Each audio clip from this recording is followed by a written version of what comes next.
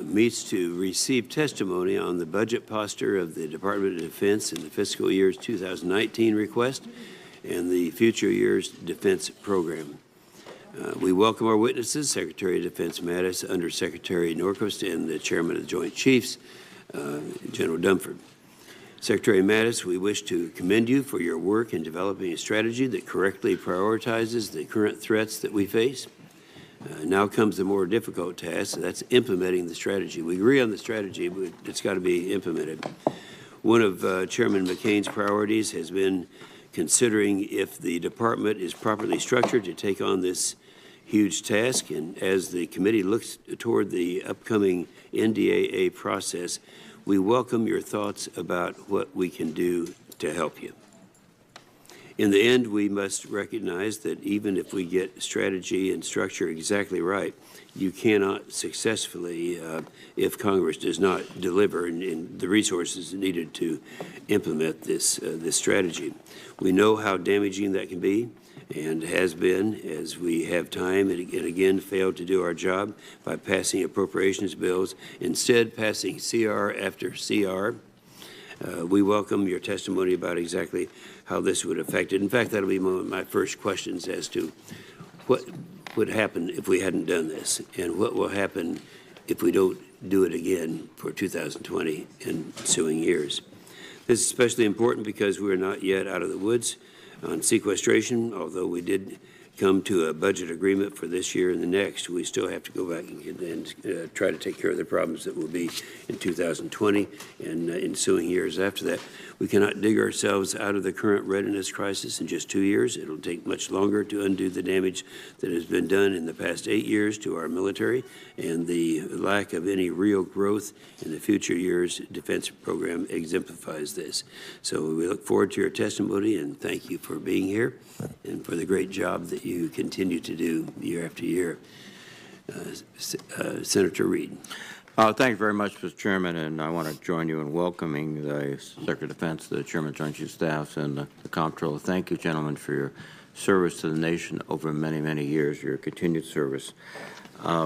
Today, we are considering the fiscal year 2019 budget for the Department of Defense, which seeks $617 billion in base funding and $69 billion for overseas contingency operations. Fortunately, we find ourselves in a moment of budget stability, having passed an agreement in February that removed the threat of sequestration for fiscal years 2018 and 2019 and added funding for both defense and non-defense programs. However, additional challenges loom on the horizon as the caps and sequestration will be back in force for fiscal year 2020. As the Chairman mentioned, we still have to focus on that issue. Secretary Mattis, I commend you for the careful and thoughtful and hard work that went into the National Defense Strategy, or NDS. It accurately recognizes that the central challenge facing our nation is the reemergence of long-term strategic competition with Russia and China. I'm also pleased to see that the present budget reflects the beginnings of investment in some of the technologies we will need for this competition, such as hypersonics and artificial intelligence. However, the perennial challenge facing any Secretary of Defense is preparing for the future while reacting to the present. And unfortunately, there are many urgent situations not delineated in the NDS that will require our attention in the coming weeks and months. At the present time, the White House is attempting to focus its efforts on negotiating an agreement to denuclearize North Korea.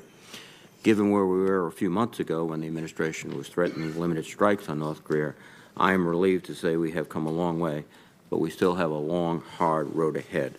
We all hope that President Trump's summit with the North Korean leader presents us with an opportunity to craft a comprehensive negotiated settlement. However, we must recognize that if the negotiations fail, and if that happens, we could find ourselves in a more challenging position than before the negotiations, with a renewal of dangerous rhetoric about war with North Korea, but now more supercharged by those advocating for military action, claiming that diplomacy has failed. While working through these issues with a depleted diplomatic corps, the President must also decide by May 12th whether to continue to waive nuclear-related sanctions on Iran as required by the Joint Comprehensive Plan of Action, or JCPOA. I support preserving the JCPOA. The United States and the world is safer with it. By all accounts, the JCPOA is working as intended, and Iran is verifiably meeting its commitments under the deal. If not for this agreement, Iran would likely be a nuclear power today, and withdrawing from it could accelerate Iran's path to nuclear weapons and make America less safe. Furthermore, withdrawing from the deal could be a devastating blow to our efforts at diplomacy with North Korea, and for that matter, any further diplomatic efforts to contain aggressive or destabilizing behavior by our adversaries. Why would any nation engage with us in serious dialogue to resolve differences if they fear we will later withdraw unilaterally and without cause? Furthermore, abandoning the JCPOA would isolate the United States diplomatically from the international community at the very time we need worldwide cooperation to address the threat posed by North Korea. Additionally, President Trump's mixed messages about a military commitment to Syria could accelerate the declared intentions of Israel to conduct more sustained attacks against Iranian forces and proxies in Syria and Lebanon. The level of violence and Iran's reaction are unlikely to be restricted to Syria, and a confrontation, including Iraq, Saudi Arabia, and others in the region, is a real risk. If any of these situations becomes a crisis, it's going to take all the attention and resources of the Department of Defense. So I am interested in hearing more about how you plan to balance the present and the future. Turning back to the NDS, when we think about great power competition, we tend to think and plan for conventional conflict. But I believe we must take into account that much of the threat already posed by China and Russia is asymmetric. The growing Russian asymmetric threat below the level of military conflict continues to target the United States, our allies, and partners. Russia attacked the heart of our democracy in the 2016 presidential election through a Kremlin-directed hybrid warfare campaign using all tools of national power. Because we have failed to impose sufficient cost for this assault, not only has Russia not been deterred, it has been emboldened, and we are already seeing Russian attempts to interfere with the 2018 midterm elections. I'm interested in hearing what is being done to harden our defenses and develop a whole-of-government approach that utilizes both the military and non-military tools in our arsenal to counter this Russian aggression. We should also keep in mind that by next spring, the Congress will be debating whether to raise sequestration caps once again, as the Chairman mentioned. I have learned from my time in Congress that if you show me your budget, I will tell you your strategy. But what will happen to the NDS if we return to the Budget Control Act caps? This debate will be colored by concern about the debt, which was made worse by the $1.5 trillion debt finance tax cuts passed last year. In CBO's recent projection, debt held by the public rises from 78% of GDP, or $16 trillion at the end of 2018, to 96% of GDP, or $29 trillion by 2028. That percentage would be the largest since 1946 and well more than twice the average over the past 5 decades. The growing deficit and impending sequestration will have severe consequences. They will constitute a major distraction from thoughtful debate and responsible action on issues of national security. They will likely lead to stopgap measures like recurring continuing resolutions that disrupt planning at DoD and every other federal agency, and ironically add cost and inhibit readiness and modernization. If our nation's fiscal strategy does not take into consideration the need for revenue, deficit-driven measures like these will likely make it exceedingly difficult to follow through with a long-term strategy with regard to any serious challenge facing us from the international arena. Secretary Mattis, General Dunford, you've been consummate professionals. You've served in tumultuous times. We face many difficult decisions ahead. We're all gratified and indeed grateful that you are where you are. I look forward to working with you and all of my colleagues in a bipartisan fashion to help you and help us all resolve these issues. Thank you very much, Mr. Thank you, Senator Reid. And for our panel, we'll have all of your statement will be part of the record, but you're recognized for your opening statement, General Dunford. Let's start with Secretary Mattis. Well, Senator Inhofe, Ranking Member Reid, and distinguished members of the committee, I appreciate this opportunity to testify in support of the President's budget request for fiscal year 2019. And Joan Dunford and I are joined by Mr. David Norquist, the Department's Comptroller and Chief Financial Officer. And thank you for accepting my written statement. For the record, Chairman, I'm now in my second year as Secretary of Defense, and with your help, we have made steady progress during the past 14 months. I must note today's absence of Chairman McCain, a long-standing, respected, even revered member of this committee and one whose influence is deeply felt and echoed in our national defense strategy. In January, the Department published that strategy, the first in a decade. Framed within President Trump's national security strategy, the 2018 National Defense Strategy provides clear direction for America's military to restore its competitive edge in an era of re-emerging long-term great power competition. The Department next released the 2018 Nuclear Posture Review, which calls for America's military to provide a safe, secure, and effective nuclear deterrent that is modern, robust, flexible, resilient, ready, and appropriately tailored to deter 21st century threats and reassure our allies. In South Asia and Afghanistan, uncertainty in the region has been replaced by the certainty of the administration's South Asia strategy. Concurrently, in the Middle East, we have dramatically reduced ISIS' physical caliphate using a coordinated whole-of-government approach that works by, with, and through our allies and partners to crush ISIS' claim of invincibility and to deny them a geographic haven from which to plot murder. Last month, thanks to the bipartisan support and political courage of Congress and the dedication of this committee, President Trump signed the omnibus spending bill that funds the government for the remainder of this fiscal year. This law, along with a 2-year budget agreement passed as part of February's Bipartisan Budget Act, finally freed us from the inefficient and damaging continuing resolution funding process, now providing the predictable and sufficient funding needed to continue implementing the 2018 National Defense Strategy. Our fiscal year 2019 budget requests the resources necessary to fulfill the Department's enduring mission to provide the combat credible military forces needed to deter war and, if deterrence fails, to win in any conflict. These forces reinforce America's traditional tools of diplomacy, ensuring that the President and our diplomats negotiate from a position of strength. To restore our nation's competitive military edge, the FY19 budget funds our National Defense Strategy's 3 overarching lines of effort. First, to build a more lethal force. Second, to strengthen our traditional alliances while building new partnerships. And to third, reform the Department's business practices for performance and affordability. Our first line of effort is to build a more lethal force.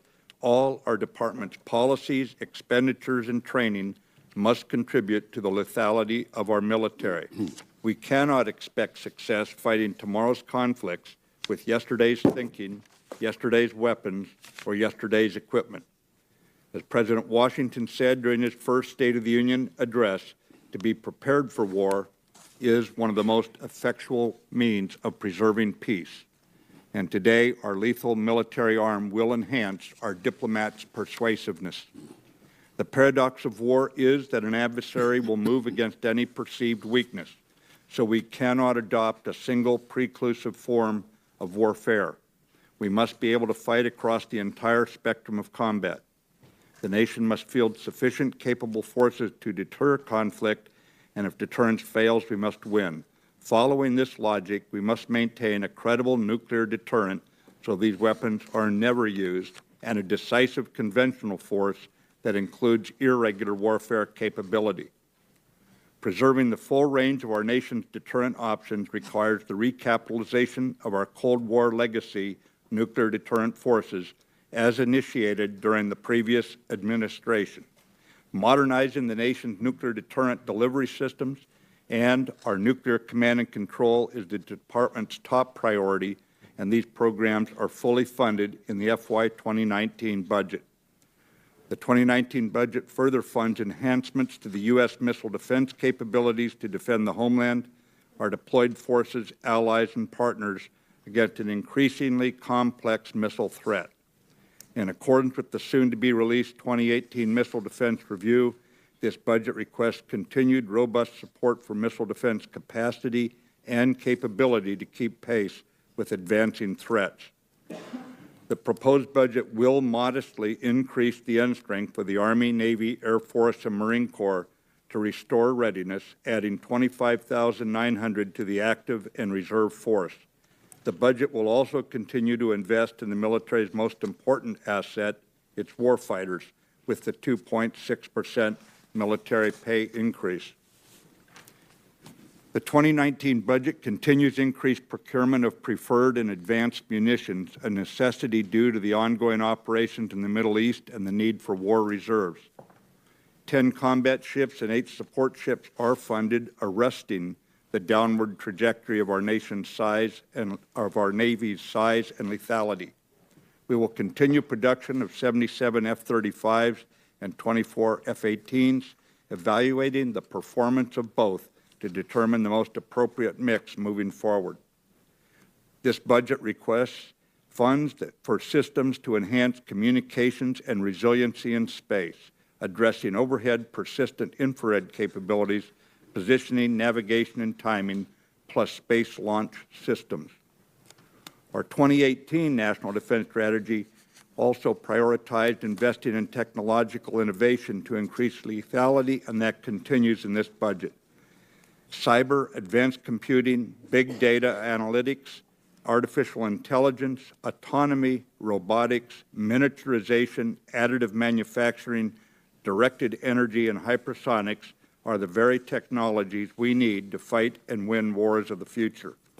Every investment in the strategy-driven FY 2019 budget is designed to contribute to the lethality of our military, ensuring that subsequent Secretaries of Defense inherit a military force that is fit for its time.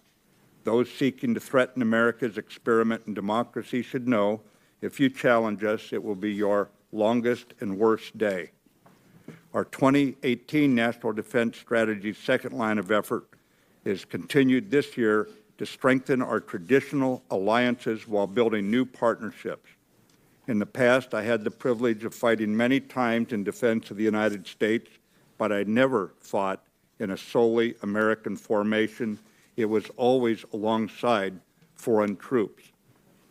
Easier said than done. Winston Churchill noted the only thing harder than fighting with allies is fighting without them. History proves that we are stronger when we stand united with others. Accordingly, our military will be designed, trained, and ready to fight alongside allies. Working by, with, and through allies and partners who carry their fair share remains a source of strength for the United States. Since the costly victory in World War II, Americans have carried a disproportionate share of the global defense burden while others recovered.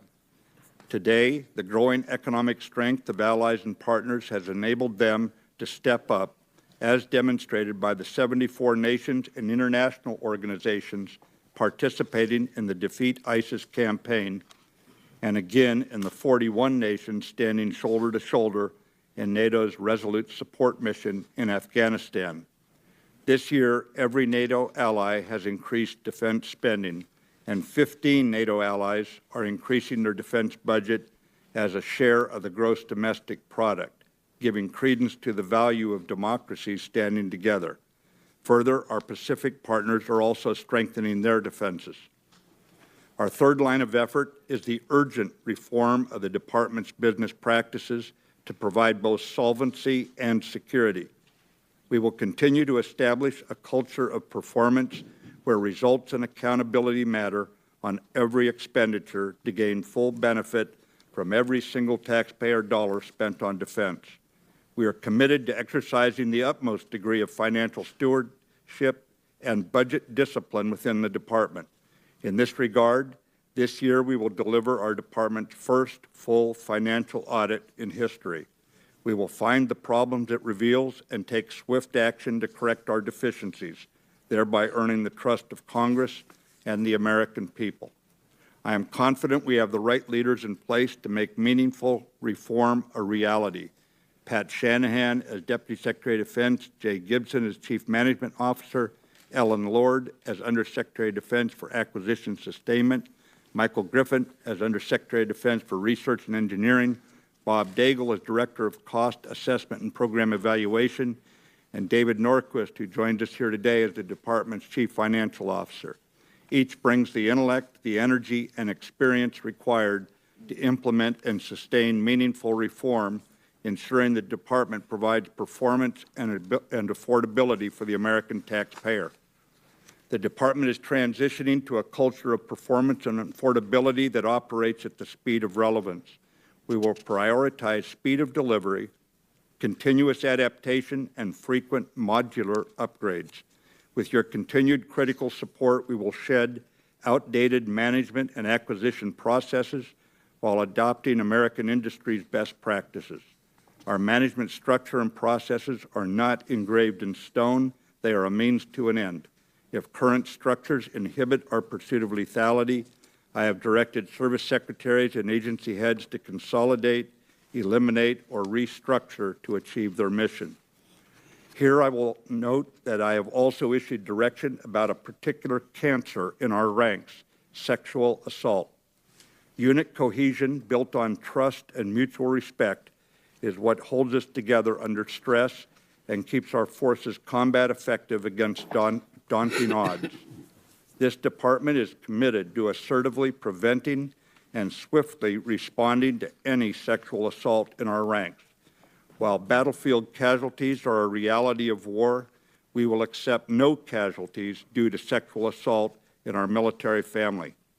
I personally discussed this with all senior department leaders. Earlier this month, I issued a memo making this clear to all members of the department. I asked that it also be submitted for the record. Without objection.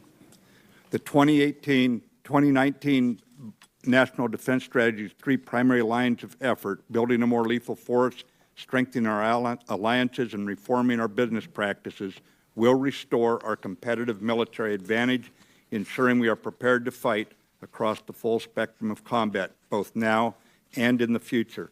I want to thank this committee for your strong spirit of bipartisan collaboration. While our trajectory is going in the right direction, our work has just begun. This is a year of opportunity and a chance to continue to work together, building on a strong start as we turn the National Defense Strategy into action. The points I need to emphasize in this hearing are that this budget, which is designed to execute the defense strategy, is building a more lethal force, and it is also building for the future by improving our military technological competitive edge.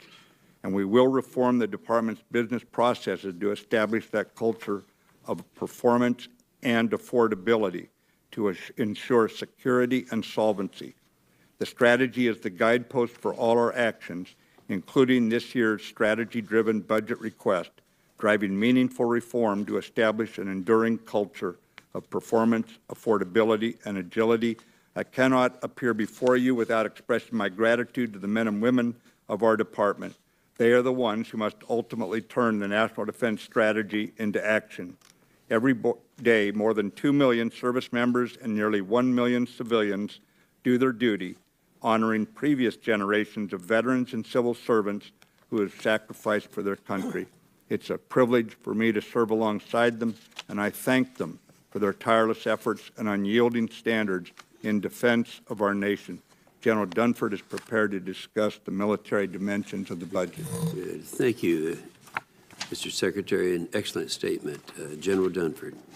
Senator Inhofe, Ranking Member Reed, distinguished members of the committee, thank you for the opportunity to join Secretary Mattis and Undersecretary Norquist here today.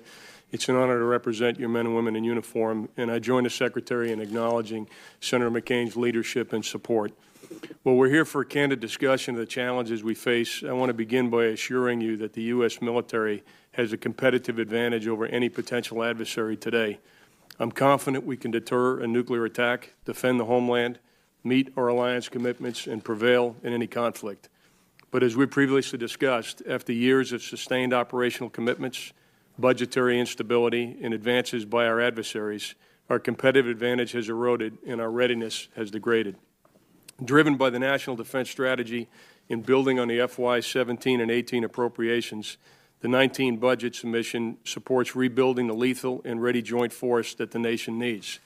The Secretary has addressed our defense strategy that recognizes Russia and China as the priority, while also meeting the immediate challenges posed by rogue regimes and violent extremist organizations.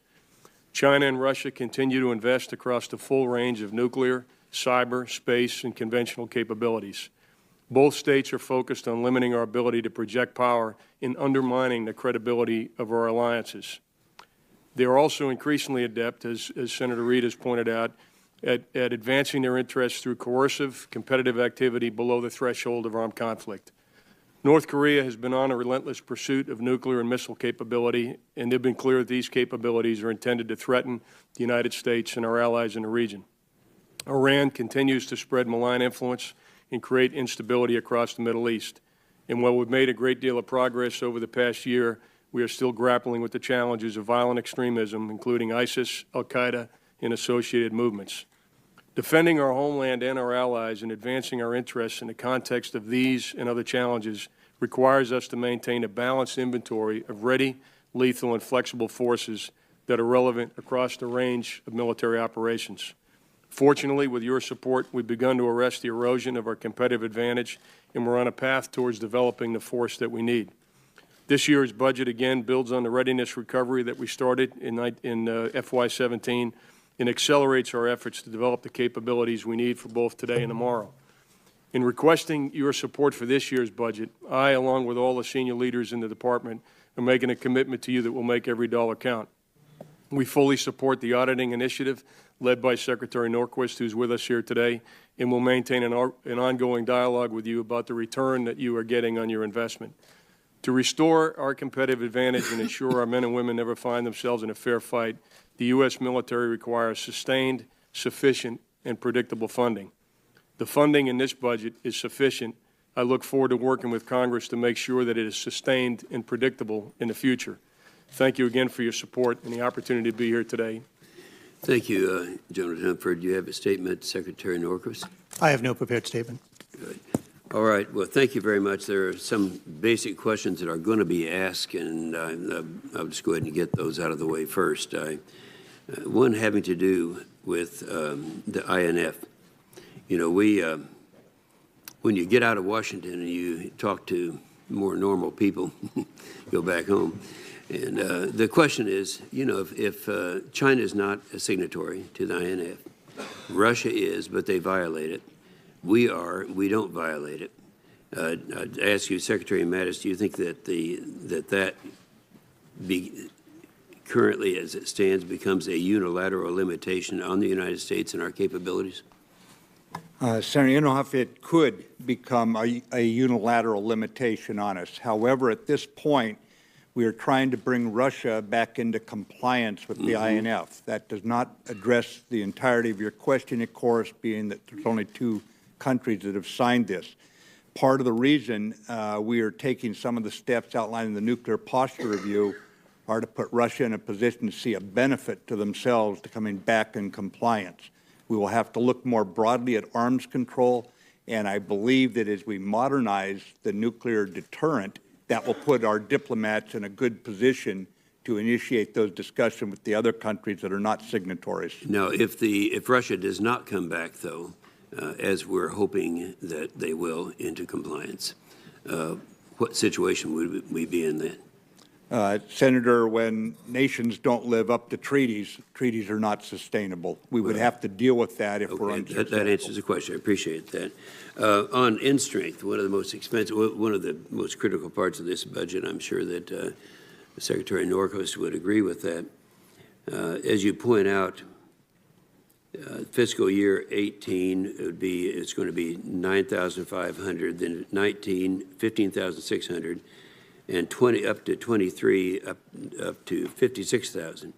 Now, it's already a problem in recruiting, and so I'd like to ask you, either you or the Secretary or General Dunford, are you confident we're going to meet these goals? Because it seems to me like you can only do it through 2 ways, either retention or recruiting. What are your thoughts about meeting these goals? Pretty ambitious. They are ambitious, Senator, especially in light of the improving U.S. economy, and it's a totally volunteer force. We even call it a totally recruited force. Our recruiters have to be very assertive in getting out there and selling the military. I would tell you right now that the U.S. Army's retention has allowed them to actually lower their recruiting goal for this year because they're retaining more than they anticipated, which is a good sign. So I'm confident without lowering our quality standards that we can maintain this modest increase of troops. I'll pass it over to the chairman for any thoughts he has on that. Yeah. Senator enough, I was going to highlight that I think the Army is a bellwether for all of us, and we just actually had a conversation with the Army this week to talk about their reduction of their recruiting efforts as a result of high retention. But I think at the end of the day, what the Secretary said is what we're all focused on, and that is making sure that we're recruiting and retaining a high-quality force. My judgment is right now, from getting out and visiting the force as well as discussing it with the chiefs, that today we are recruiting and retaining a high-quality force. We don't take that for granted, particularly in a competitive economic environment. But I think the size of the force right now can be sustained with quality people. And do you agree with those numbers from now through fiscal 23? I do, Senator, because the focus in the budget this year and last year has been to make sure that the force we have is capable and lethal. And so these numbers that we're increasing really are filling holes to make the units that we have complete. Okay. Now, lastly, on the budget, the two-year budget for fiscal 18 and 19, I have to say it was a lousy budget, and it was one that it was a very difficult thing for me to vote for, and the only reason I did is the same reason that we were here meeting about this morning. So what I'd like to have each of you do, primarily you, General Dunford, what would have happened if we, instead of what we did, if we just went the normal CR route, and what is, since we're going to have to face this in the future, and now's the time to start working for it because we're talking about fiscal year 20 and beyond, what will happen if we are successful in our goals for fiscal years 18 and 19, and we don't have the same opportunities to continue that in fiscal year 20? Hey, Senator, thanks for that question. One of the things I think we all talk about a lot is our overall competitive advantage. And I think back in 2000, 2001, we could take it for granted that we had a competitive advantage over any potential adversary. And that was particularly in our ability to project power anywhere in the world we needed to advance our interests. What has happened over time is that competitive advantage has eroded. And if we had not had the budget in 17, 18, and 19, and the projections that we have beyond 17 and 18 and 19, I think what really is at risk overall is our competitive advantage over any potential adversary. I think that adversely affects the relationship we have with allies and partners. It adversely affects the deterrence against our potential adversaries, and clearly it would affect our ability to respond in the event that deterrence fails. So, I mean, I think there really is a broader, in addition to the readiness issues and some of the other important issues that we discuss, the overall strategic impact of sequestration and not getting the budget that we had in 17 and 18, I think really is our ability to project power and address all those areas I mentioned: assurance, deterrence, and responsiveness. So from 20 on, it would be a crisis if we did not. If we return to the Budget Control Act and sequestration levels, we would not have completed the recovery that we've been on. This, as you pointed out in the beginning, Senator Inhofe, the challenges that we have right now took us 10 or 15 years to develop. It's going to take us more than 2 or 3 years to recover from those challenges. Understand that. You agree, I assume? I agree, Senator, 100%. And as the ranking member pointed out, we have future capabilities we must develop now if we're going to carry out our responsibilities to those who sit before this committee in the years ahead. So the dangers we can see growing, and I think that we're going to have to maintain ourselves at the cutting edge of technology, organization, and combat lethality. I agree, and I think we need to be starting to talk about that now. Senator Reid. Well, thank you very much, Mr. Chairman. And Mr. Secretary, in the wake of the annexation of Crimea and the activity in the Ukraine, Congress in the 2015 NDAA prohibited bilateral military cooperation with Russia, which at the time seemed to make perfectly good sense. At this moment, when we're in a very challenging situation in many areas of the world, would it make sense to review those provisions and give you more flexibility in ways in which you could conduct military dialogue with Russia in certain situations? Yes, Senator Reid, it would, and let me be very specific here. There is no national security waiver to what is referred to as the CATSA Act, the specific act that says that if another nation buys military equipment from Russia, then we will not sell them ours. There are nations in the world who are trying to turn away from formerly Russian sourced weapons and systems like this. We only need to look at India, Vietnam, and some others to recognize that eventually we're going to paralyze ourselves. And so what we ask for is that the Senate and the House pass a national security waiver in the hands of the Secretary of State. I'm not asking for myself. Foreign policy is driven from foggy bottom. So if he has the waiver authority and I can go to him and show it's in our best interest, then we get an internal management of this process, but it keeps us from being boxed in by the Russians. Well, thank you, Mr. Secretary. Let me turn my attention now to Iran. At your confirmation hearing, Mr. Secretary, you indicated that when America gives her word, we have to live up to it and work with our allies, which was, in my view, confirmation of the strategic needs to stay within the confines of JCPOA. What's your position today, Mr. Secretary? Senator, I can assure you there has been no decision made on any withdrawal from JCPOA. The discussions are ongoing in the National Security Staff and those of us who are charged with that responsibility of giving the President advice, and it's going on today as we speak. There are obviously aspects of the JCPOA, of the agreement, that can be improved upon.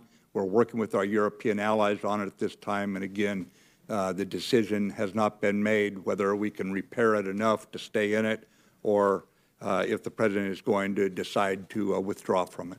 I appreciate that, Mr. Secretary. The issue of repairing it, though, is unlikely to be fully accomplished by May 12th. Is it your position that if there's an ongoing effort to make such fixes to the agreement that we should stay within the bounds?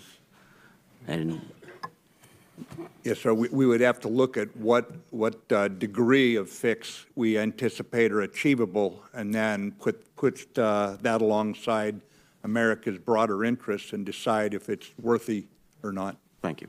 And Mr. Chairman, General Dunford, you similarly indicated that there would be consequences withdrawing from JCPOA in many dimensions. One would be our allies would be less likely to cooperate with us, countering destabilizing activities in the region, and you seem to indicate a preference for remaining within JCPOA. Is that still your position?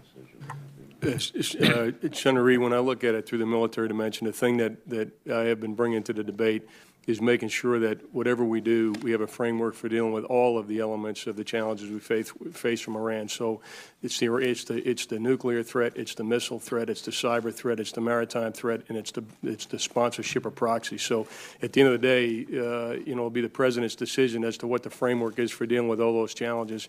My role is to try to highlight those challenges and to make sure that whatever decision is made addresses them as effectively as we can. Thank you, General. Mr. Secretary, there has been an unfortunate escalation of a cycle of violence between Israel and Iran and their proxies in Syria, beginning in February with the shooting down of an Iranian drone over Israeli airspace, which is appropriate, and then strikes against targets within Syria, which seem to be Iran, Hezbollah, cooperative endeavors that could pose a danger to Israel. Is there a significant risk of escalation at this moment that would not only engulf Syria but spread throughout the region? Complex question. I believe the short answer is yes, Senator. I can see how it might start. I'm not sure when or where. I think that it's very likely in Syria because Iran continues to do its proxy work there through Lebanese Hezbollah there and over into Lebanon. And so I could imagine this sparking something larger. One other, if I may, just quickly, the Assad regime continues to consolidate its position. One area which is still under the control of rebel forces is the southern border against Jordan. If they move there, which some people indicate they might, would that be another sort of pressure point in terms of not only Jordanian but Israeli counter-reaction? Yes, Assad's continued presence and his forces' presence, sir, in light of what they've done over several years to their own people.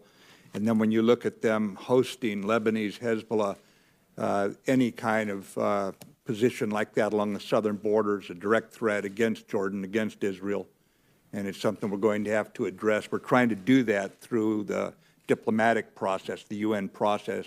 It's referred to as the Geneva process, but to date that has not been availing. Thank you very much. Thank you. Thank you, Senator Reid. Senator Wicker. Mr. Secretary, just a quick follow-up on a question Senator Reid asked. Can you give us any guidance as to when a decision might be made about the JCPOA? Yes, Senator, I believe it'll be made before the 12th of next month. Thank you. Mr. Secretary, the SHIPS Act makes the 355-ship Navy the official policy of the United States of America. This enacts in statute a requirement that came down to us from the admirals and generals, and not something that we arrived at here at the congressional level. Do you agree that the 355-ship requirement is now the official policy of the United States? I do, Senator. And in terms of getting there, the target date was an unacceptable period in the 2050s. Recently, a decision was made to extend the lives of some destroyers. That moves it to the 2030s. What do you need from us, and what are the plans in the Pentagon for moving that date even earlier? Well, as we try to balance the force, sir, if you gave me all the money in the world, I'd go for it in the next 5 years, of course. Right now, we're trying to balance inside the administration. 10. Yes, sir. But for right now, we're trying to balance solvency and security, because solvency is critical to the long-term national security of our nation. But at the same time, we're asking for this year 3.1% of GDP, and we believe the nation can afford that and perhaps even increase that. That would depend, of course, on the level of taxation you're willing to put in, because we should not be growing the national debt further. But at the same time, what part of that tax base you're going to commit to national defense. I believe we're moving toward a more maritime strategy in terms of our military strategy to defend the country. It's the nature of our time, and so I'd be supportive if the Senate found a way to increase the shipbuilding budget. Work with us on ideas about getting there, sir. Let me just ask you then my final question. The RAND reports concluded actually some very alarming verbiage, that the United States military would have difficulty deterring and defeating a Russian conventional attack in the Baltics. The committee has previously received testimony that U.S. ground forces are outranged, outgunned, and overmatched. Our own General Scaparrotti, the commander of U.S. European Command, has testified that, quote, the ground force permanently assigned to EUCOM is inadequate to meet the combatant command's directed mission to deter Russia from further aggression. Now, the chairman of the Joint Chiefs just testified that that we still have a competitive advantage over any adversary, and that our strategy is designed to keep that strategy from eroding. So I don't want to scare the American public, and I don't want to alarm our allies. But is General Scaparrotti correct? Is the RAND report correct? Is it a little more alarming than our chairman of the Joint Chiefs just said about an eroding competitive advantage? Senator, I believe that we can all see the growing threat that Russia has chosen to be. It has chosen to be a strategic competitor. NATO opened the door to a partnership of sorts. I still remember Russian Marines and U.S. Marines training in Camp Lejeune for UN peacekeeping missions back in the late 90s, early 2000s. That is a long, distant memory, as they've chosen to do what they've done in the Ukraine and Crimea with cyber against our elections. I can go on, as you know, and you've seen significant expulsion of diplomats, sanctions put on Russia by this administration. I believe we do have a competitive advantage today. It's important we expand it over the Russians. They have a geographic advantage that my geographic combatant commander is rightly looking at, but looking at it more broadly, as we address this, America is more capable than any nation of expanding the competitive space against something like a ground attack into the Baltics. And there's a number of ways, symmetrical and asymmetrical, we can make this a very, very tough problem for the Russians. We do that by, with, and through the NATO alliance, by, with, and through our whole of government effort, everything from Treasury Department to the State Department. So I think you have to look beyond the geography, is my point, Senator Wicker, to get the whole understanding of the situation. I'm not dismissing any of General Scaparotti's concerns, but we have strengths. Thank you, sir, and thank you, Mr. Chairman. Thank you, Senator Ricker. Senator McCaskill. Thank you, Mr. Chairman. Sometimes I feel like a broken record on contracting, but it is with, I'm going to try to keep my blood pressure down during my questioning today, because today we are issuing a report from the minority staff on the Committee of Homeland Security and Government Affairs looking into another egregious contracting problem at the Pentagon. I would ask that this report, Fast Cars, Easy Money, be entered into the record, Mr. Chairman. You see for, without objection. I first would like a commitment from you, General Dunford, that you will read this report in its entirety. I'll do that, Senator, and I am familiar with the report and with your engagement and what the Army has done as a result of your engagement. Secretary Mattis, will you read the report, please? No reservations. I'm a voracious reader of these kinds of things. I know you are. Secretary Norquist.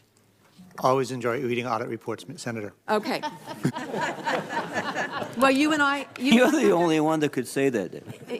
You and I have that in common. And if the audit reports had been read on a timely basis, we wouldn't have taxpayer money paying for a Bentley, Alfa Romeo, Aston Martin, Porsches, for executives of a subcontractor on the legacy contract in Afghanistan. We wouldn't have the CEO and the COO's wives getting salaries of averaging $190,000 a year with absolutely no evidence of them doing any work. You would know, if you'd read all the audit reports, as my staff has, and asked the questions, that in fact, the subcontractor not only directed the Pentagon towards this contract, they got most of the work under the contract, and that there was involvement in the Pentagon in helping steer this contract to the subcontractor. You would know that they figured out a way to find a contracting vehicle that they wouldn't have to compete. And the insulting thing about this is they found a contracting vehicle that was for R&D, asking for hard science proposals, hard science proposals.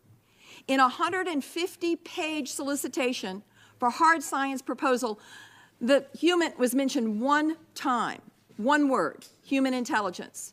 They used that one word to pretzel that proposal into an ongoing mentoring program for Afghan intelligence capabilities in theater.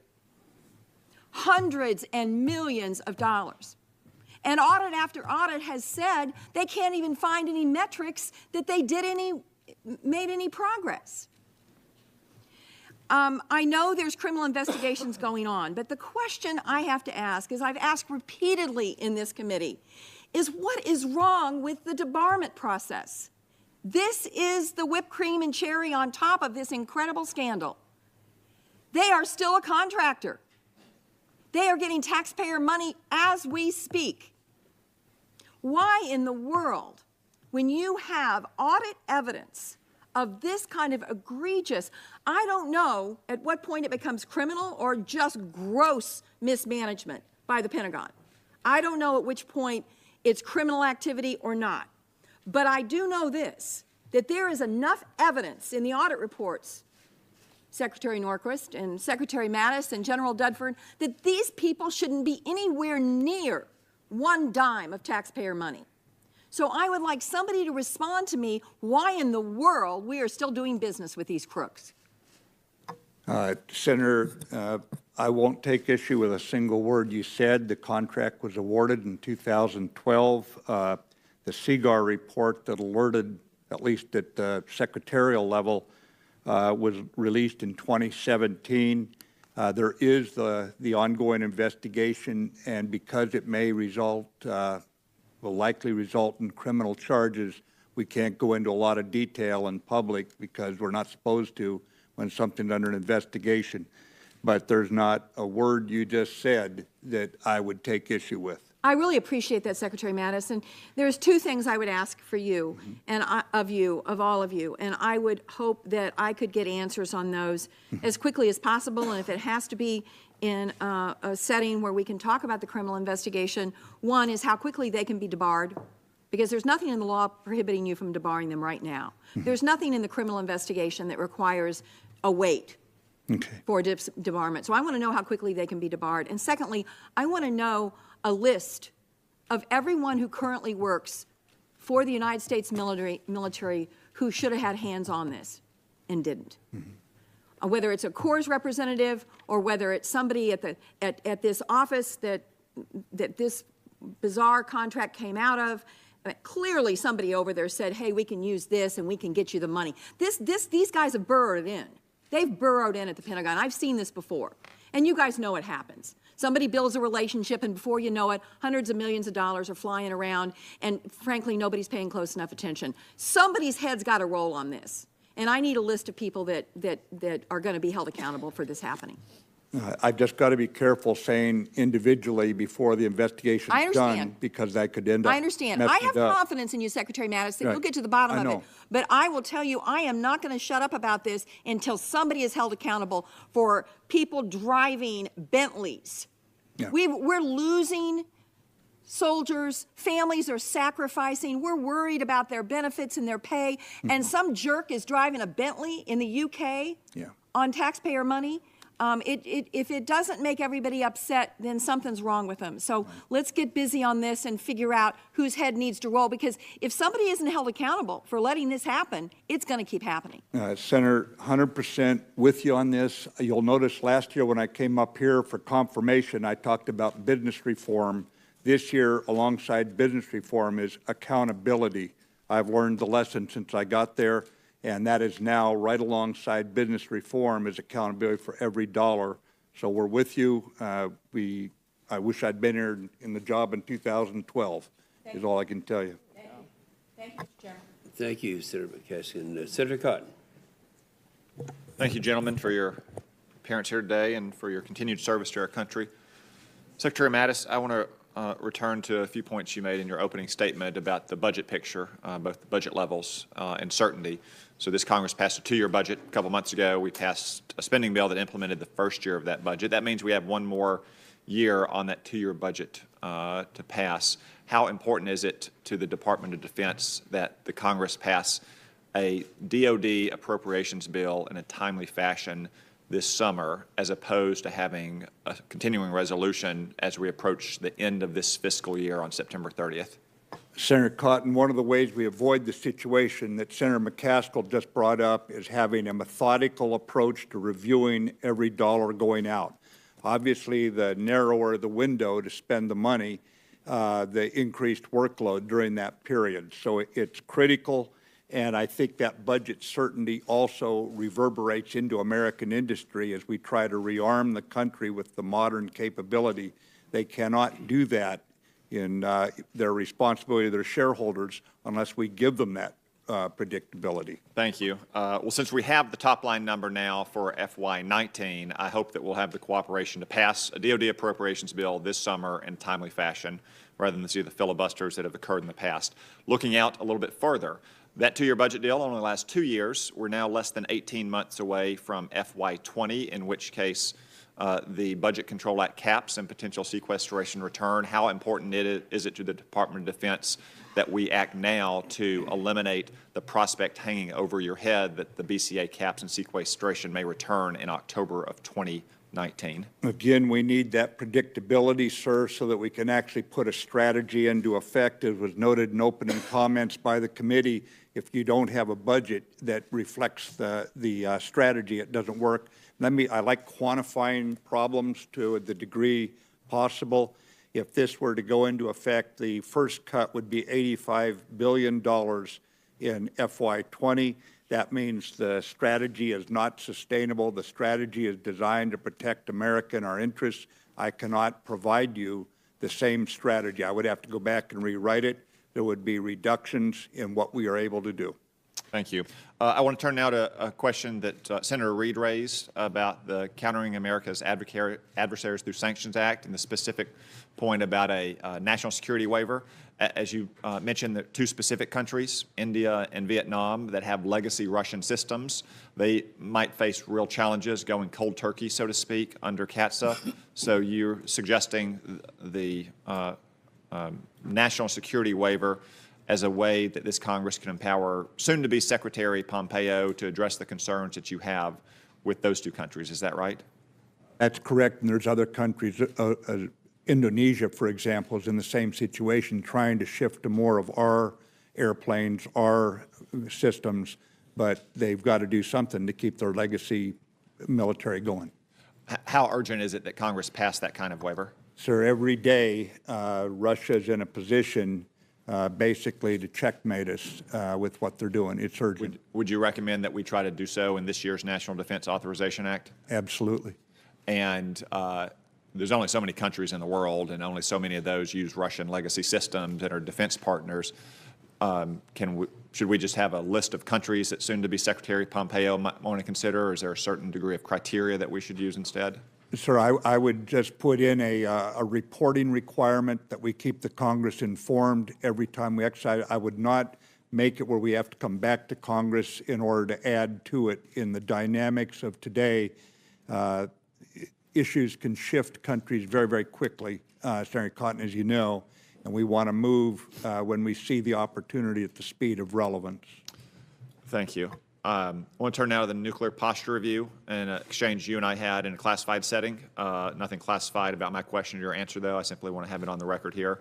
That nuclear posture review did not include a forswearing no first use doctrine, which we have never done in our nuclear history going back to 1945. It also advocates for a new sea-launched cruise missile, which we had as recently as 8 years ago, for a low-yield sea-launched warhead.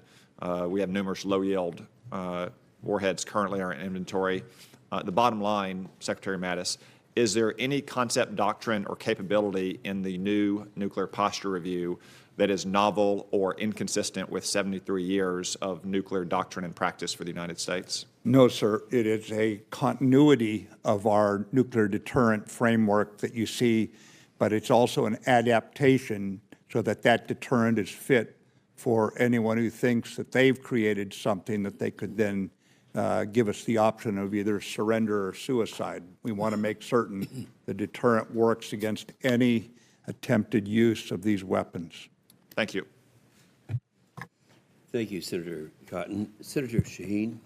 Thank you, Mr. Chairman, and thank you, Secretary Mattis, General Dunford, and Secretary Norquist for being here and for the work that you do every day for this country.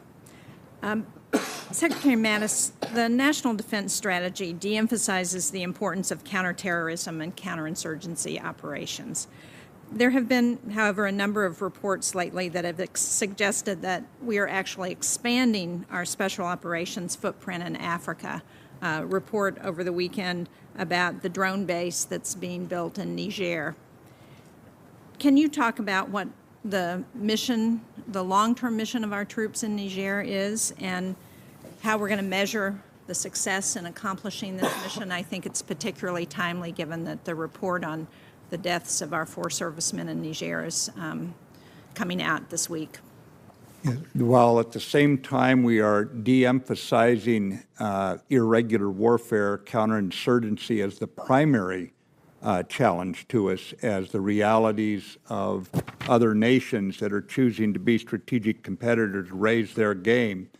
At the same time, as we pointed out, the paradox of war is the enemy always moves against your weak area. So in terms of counterinsurgency in particular, we are going to do this fight by, with, and through allies because most of the time they know the terrain better. It's an intensely, I would call it, fight among innocent people in many cases. It's a fight where cultural understanding is important. Our special forces are ideally suited for that sort of thing, working with foreign forces for what we call foreign internal defense. The last administration in Africa began the airfield construction. And you need to understand here that had the French not moved when they did in Mali, if they had waited, as President Hollande put it in those days, if they wait for the international community, Mali is going to fall. So they moved quickly in, and since that time, the last administration and this administration, by, with, and through our allies, support the French leadership. They have over 4,000 troops there. The number we have there has grown. Many of them are construction troops that are constructing the airfield. They will come out when that construction is done, and we will continue to support the French leadership of the African nations that are fighting Boko Haram, Al-Qaeda in the Maghreb, forces like that, what we call the Trans-Sahel. And so do you see us continuing to expand the footprint in Africa and sending more troops there? I do not see any significant increase. There could be temporary increases as we work with a counterterrorism force in one of the countries that need to be brought up to a higher level of capability because the enemy is trying to move out of the Trans-Sahel into their area. As you know, it's a transnational enemy, so we have to be able to react. But I don't see a significant upgrade. Again, it's by, with, and through allies. That is not something that calls for large numbers of U.S. troops. The French, for example, are providing by far the bulk of the troops in that part of the world. I understand that NATO is not going to rule out invoking Article 5 of its charter should one or more member nations find themselves under a serious cyber attack. Can you clarify under what circumstances Article 5 might be invoked in the case of a cyber attack? Well, it would be a hypothetical, as you understand, Senator, but I think that as we come to grips with cyber, if they get to the point of having a massive attack with cyber, I mean, one that threatens life, that shuts off the power to hospitals and communities in the middle of winter, obviously that would be a significant, attack. But it would have to be weighed against all the other things that could be done, too. Even then, it doesn't mean the only response is military. There might be better economic responses to whoever did it. As you know, attribution is always a challenge in these things. So we'd have to make sure we're firing on the right target, whether it be with economic sanctions, with military responses, or whatever it took. But it would be something, I think, to go into the Article 5 arena, it would have to be very significant. Thank you. There have been a number of comments made by the President in the last month or so about withdrawing troops from Syria. Mm-hmm. If we withdraw our troops from Syria now, will we have finished the fight against ISIS? Yeah. Right now, Senator, we are not withdrawing.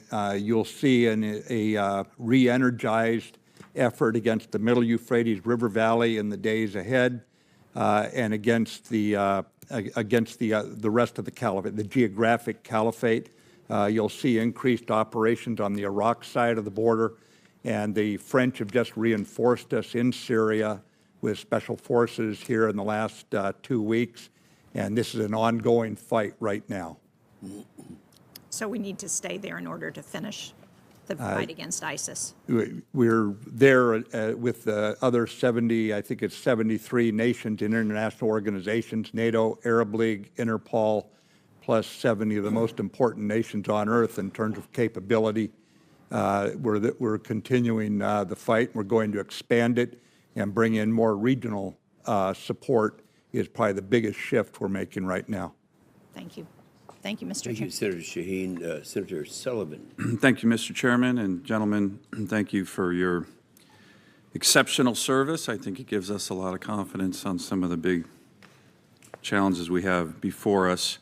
In particular, I want to commend you, Mr. Secretary, General Dunford, on the National Defense Strategy. As you probably see here from Senator Reid's comments and others, there's a strong bipartisan support for that document. I think that's a really important achievement, and so thank you for that. In particular, the emphasis on allies in the document, in the National Security Strategy document, is very important. It's certainly, as you've mentioned time and time again, Mr. Secretary, one of our most important strategic advantages. We're an ally-rich nation, and most of our adversaries or potential adversaries are ally-poor. Are we in Congress doing enough, and is the Trump administration doing enough to deepen our current alliances and expand them, as you so frequently talk about?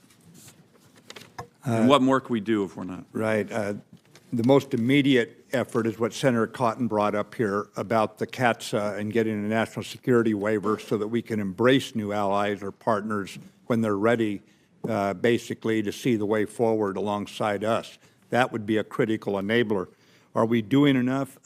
Some journalist who didn't have a very rich nightlife called and told me that I used the word allies 124 times in the National Defense Strategy. We noticed. Yes, sir. It's not subtle. It's not meant to be subtle.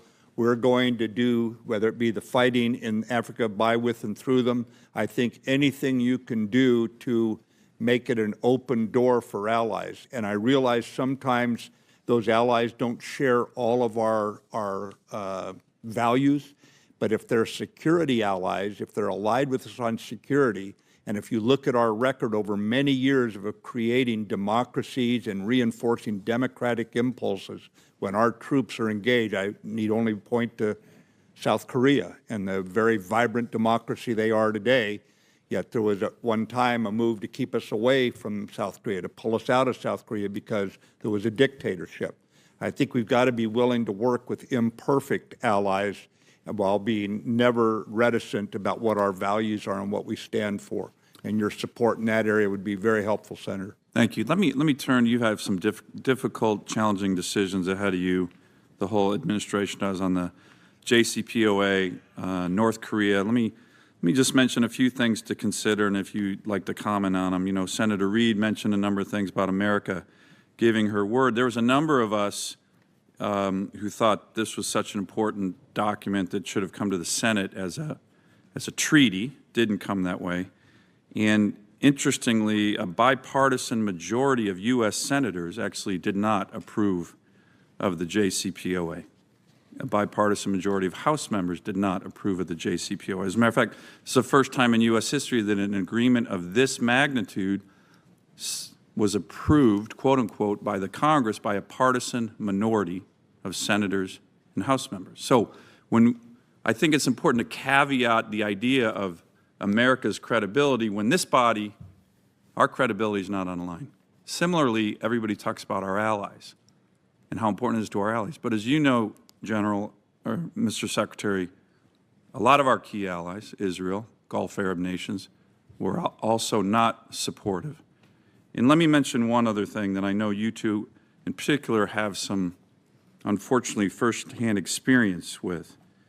The issue of what degree we can trust the Iranian leadership, I think, should also be considered. Chairman Dempsey was here 2 years ago, I believe, and testified, I forgot the exact number, but the sophisticated IEDs that were supplied by Iraqi Shia militia to Iraqi Shia militias by the Iranians killed or wounded over 2,000 American troops in Iraq. You gentlemen were witness to this carnage during your military service. Have senior Iranian leaders ever admitted this? And can we trust a country that doesn't admit this and was responsible for the deaths of so many of our finest young men and women that they've never admitted? Can you just, I know I've thrown a lot of things, allies, credibility, trust. but they're all things that we think are very important to consider, and I don't think get the attention they deserve when the JCPOA is being re-examined. Right. Well, we all recognize the JCPOA was an imperfect arms control agreement. And was not supported by the Congress. Yes, sir. I understand, Senator. And I think that their use of denial and deception to hide their nuclear weapons program, not their nuclear program, their nuclear weapons program over many years, have them in a position of being suspect.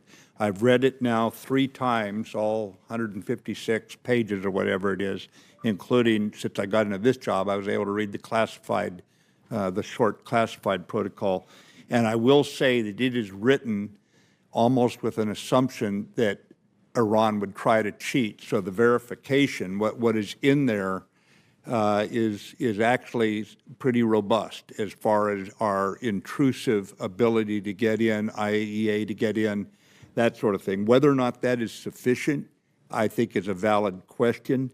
I also recognize that some people point out that this could impact on the North Korea negotiations, but I would say in that case, in light of Kim's family and himself breaking every international treaty, every agreement they've ever made, whether it be with the Republic of Korea or with the United States, I'm less concerned with that ripple effect right now. I think we need to focus on what is in the best interest of Middle East stability and the threat that Iran poses, as the chairman pointed out, with this nuclear program, if it does not get extended and maintain the verification, intrusive verification that we need, but also look at what they're doing with their support for terrorism from Bahrain to Yemen, from Syria to Lebanon, and elsewhere, their maritime threat, their cyber threat. We've got to look at all these things, sir, as a whole, but at the same time focus on this imperfect arms control agreement and determine if that's in our best interest. Trust factor? I think trust but verify would be an exaggeration. I think it's distrust and verify. Thank you. Thank you, Senator Sullivan. Senator Gillibrand. Thank you, Mr. Chairman. General Dunford, your fellow chiefs have told me that they are not aware of any instances of issues with unit cohesion, morale, and discipline as a result of open transgender service. Have you heard of any such incidents? Senator, thanks. I wouldn't typically hear of individual cases of cohesion or discipline issues, and maybe just a comment on transgender. For me, the issue with transgender has never been about cohesion or discipline anyway. It was just about any individual, regardless of circumstances, being able to meet the physical and mental qualifications of being worldwide deployable. So if an individual is serving without accommodation, then I don't think I'd expect to see discipline or cohesion issues in that unit. During our last discussion on this topic, you said that you would treat all service members, including transgender service members, with dignity and respect. The recommendations on transgender service and the accompanying panel report were released as part of the DOJ's filing on Friday night. Service members found out in the news that the department had submitted a report that cast aspersions on their fitness to serve, implied they could harm the lethality of the force, and left their futures in the military up in air. Do you think this rollout accords transgender service members with the dignity and respect they deserve? Senator, one thing we've tried to clarify for our men and women that are currently serving is that, and I can't talk about any changes in the policy, but one thing that didn't change was the status of the men and women that are currently serving. That's not what the impression the report leaves. Do you know whether this has created anxiety among these troops? Have you met with any transgender troops given this report? I have not since the report was released, Senator. I recommend that you do so you are more informed. Secretary Mattis, one of the things that struck me about your panel's report was its claim that, quote, unlike past reviews, the panel's analysis was informed by the department's own data and experience obtained since the Carter policy took effect. That's why I've been asking the chiefs about unit cohesion. In fact, General Milley put it, with regard to the Army, as precisely 0 instances of units with less unit cohesion, morale, and discipline.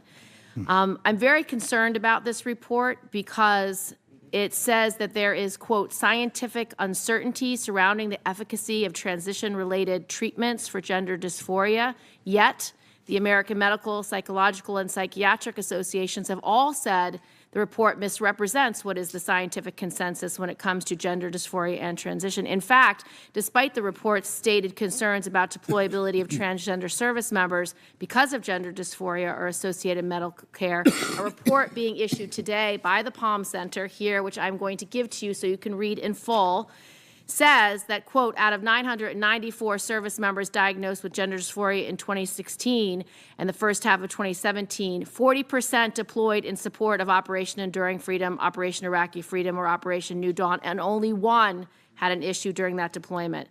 It appears that this report that your department has issued is not based on the department's data or science, but rather, quote, potential risks that the authors cannot back up. And in fact, this seems to me to be the same uninformed and unfounded concerns that led to the opposition of repealing Don't Ask, Don't Tell, integrating women into the military, integrating African Americans into the military. And I think you need to do a lot more work on this topic to inform yourselves. What is so different about transgender service that makes you think that through the data and medical science don't justify it, transgender service will harm the readiness and lethality of our force? Well, Senator, I regret that the way you characterize it. I would remind you that when I came into this job, I said I don't come in with a preordained or agenda to change something. I'm in to carry 3 lines of effort forward. One of them was to create a more lethal military, and I believe that service in the military is a touchstone for patriotic Americans. The military protects all Americans' freedom and liberty to live as they choose, and we're proud of that. 71% of 18 to 24-year-old men and women in this country do not qualify for medical, legal, behavioral, intellectual reasons to enlist as a private in the U.S. Army, 71%. In this case, I was meeting with the service chiefs and the chairman, but not as the joint chiefs, as service chiefs last spring, and they were asking me questions because we were coming up on the advent of the induction of transgender. And they want to know how they were going to deal with certain issues about basic training, about deployability. And I said, didn't you get all this when the policy came out? The Carter policy, we call it. They said no, and I said, well, did you have input? They said no, they did not. So I convened that panel. That panel was made up of combat veterans, the vice chiefs of the services, and the undersecretaries, and they called together transgender troops. They brought in commanders of transgender troops, and they brought in and listened to civilian and military medical experts who have provided care for transgenders both in the military and outside. Will you please? And I gave my 44-page advice. I'd like to have it entered, Chairman, for the record. And a list of all experts you consulted, please. Pardon? I would like a list of all the experts, medical experts that were consulted for that report, please. Right now, this is under litigation. I'll see what I can provide, or when I can provide it, I'll do that, Senator. But at the same time, basically, my responsibility is to give the best advice I can for making a lethal force. And I think that right now the Carter policy is still in effect, and we have the 4 cases being litigated.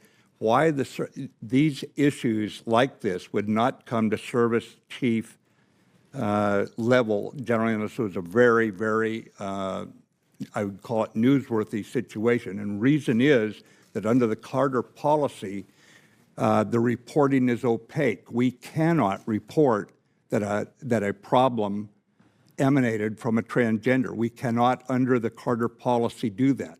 So the question you've asked the service chiefs and the chairman are ones that right now the Carter policy prohibited that very information from coming up because it's private information, and it's specifically called out in his policy statement. So it's impossible for them to have responded to you. And I would just say that right now we look at medical conditions. If gender dysphoria has anxiety or it has some kind of depression, we don't allow anyone in with that. I would have to make a special category that said you can have these disqualifying factors only if you're transgender, and then we can bring you in. I think you understand why we have not chosen to do that. Thank you. Senator Fisher. Thank you, Mr. Chairman. Secretary Mattis, in last year's NDAA, Congress required the Department to evaluate whether existing cruise missile systems could be converted into ground-launched version as part of our response to Russia's violation to the INF Treaty. The Department's response, which was a letter from Undersecretary Lord, was sent to the committee 2 weeks ago. And it states that DoD is in the early stages of identifying the system requirements and is therefore unable to conduct an assessment at this time. I know the department is moving forward on a broader effort beyond just a ground-launched cruise missile, but I am concerned about the urgency of our response because, as we both know, we can spend the next 3 years defining requirements and analyzing alternatives and not conduct any actual research and development. So I would just ask, what is your expected timeline for moving forward on this, and have you set any kind of internal goals to ensure that we don't spend years in this preliminary stage? Right. It's a very applicable question. What we are doing right now, as you know, we once had a sea-launched cruise missile, nuclear cruise missile. We took those off after the Berlin Wall and the years afterwards off the Navy ships. So by going back to a weapon that we had before, there's a fair amount of already sunk technology costs that we won't have to redo, won't have to come back up and ask for again. I need to get back to you on the specific timeline, but remember what we're trying to do here, Senator, is to put our diplomats in the strongest position to force the Russians back into compliance.